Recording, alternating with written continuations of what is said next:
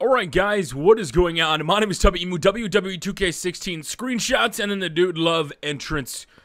So in the ring already, we have the best there is, the best there was, the best there ever will be, Bret Hart, as I'll be bringing you more screenshots from 2K16. Now, when I got my hands on the game last month, I have to say I was pretty impressed. Trying to go back to 2K15 now. I'm still kind of impressed by it. I'm going to be live streaming, so check out twitch.tv/TubbyEmu. If you guys want to see WWE, Madden, other kind of live streams, go check that out in the link in the description. But you see we have Bret Hart, which is looking good.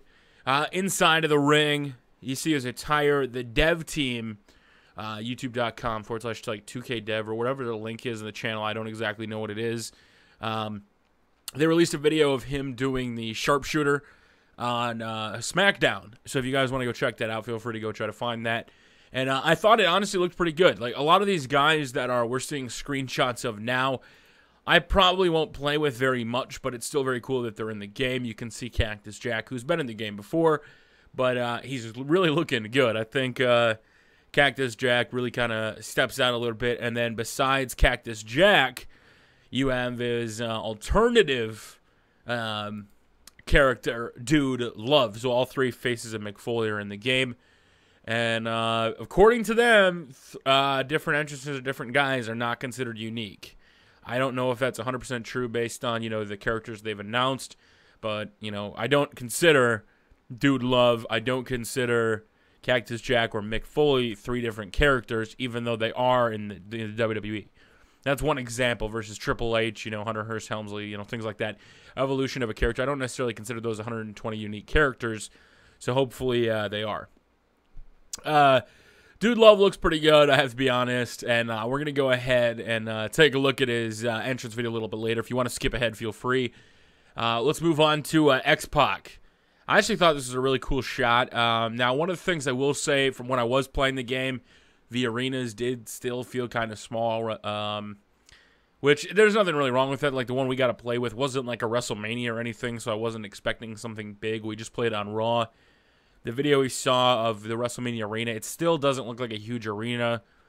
But I would rather have the normal arenas that we have and them not focus on other things in the game. And this year they really kind of focused on things that make the game flow better. It's still not kind of arcadey. I know some people really want an arcadey version of the game.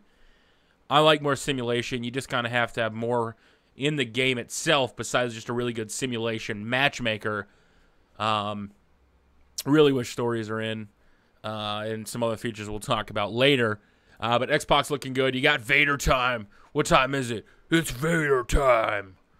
I think Vader's looking pretty good. Once again, a lot of these characters are guys I'm not really going to play with all that often. But it's still pretty cool that they are in the game. And then just went into the Hall of Fame. Rikishi. I'll probably use a stink face on somebody. If you guys know my PC mod series when I play some matches, would love to give the Bronco Buster from X-Pac and then the stink face from some of the other divas because they're hashtag winning, being able to see them and experience that. And then on top of Rikishi, we do have the Nation of Domination, which if you think about it honestly, I think it's kind of cool that they're in the game, but at the same time, like I said, I'm not going to play with D'Lo. I'm not going to be playing with Farouk that much. Maybe if I try to do something a little bit more out there, I might do something. But other than that, I really probably won't play with a lot of these guys that are getting announced. But also that got announced, you had British Bulldog, Bret the Hitman Hart was announced. You had Billy Gunn. You had Christian, also got announced. Damian Sandow, D'Lo Brown, Dude Love, Farouk, Haku. The Honky Tonk Man, Tune Up That Guitar, Jake the Snake Roberts. You had Jim the Anvil Neihard, who you can see in-game right there, which I think he looks pretty good. Kamal Mustafa, so the Nation Domination stacked. You have Ken Shamrock. You have Mankind. You have Paul White, because the one thing I want more than anything in the game is Big Show and Paul White. You have my personal favorite, and I'm so glad he's in the game, and I don't know if I actually put the screenshot of him in here, but I'm so happy, and you honestly cannot get my level of excitement to find out that Shane O'Mac is in the game. I honestly love Shane O'Mac. I am so happy he's in the game, guys. you honestly, you don't get my excitement for that. You really don't. Do I have a Shane O'Mac loaded up? Yes, I do have a Shane O'Mac loaded up. Let's stretch that out and put it right in the middle. My God, I love Shane O'Mac. His theme song is going to be my guy's theme song if I get the opportunity to pick it. And I'm just so excited for it. So, on top of that, you had Shawn Michaels getting announced, Vader, Vince McMahon, of course, and X-Pac. So, that's week 5. We're at an even 100 people so far announced for the game.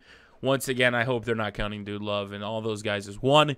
But we're going to go ahead and play Dude Love's entrance. Let me know what you thought of this week's screenshots. Enjoy Dude Love's entrance.